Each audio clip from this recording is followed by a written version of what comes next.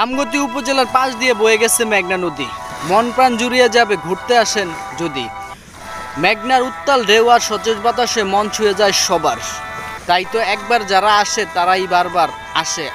মেঘনাকে মন ভরে দেখা আর বিকেলের সবুজ ঘাসের আহরণে আর শিশির ভেজায় সন্ধ্যায় সেখান থেকে কক্সবাজার, কুয়াকাটা এবং পতেঙ্গা সমুদ্র সৈকতের মতো জায়গার ফিল উপভোগ করার জন্য চলে আসতে পারেন আপনারাও। শুভ নববর্ষ সবাইকে।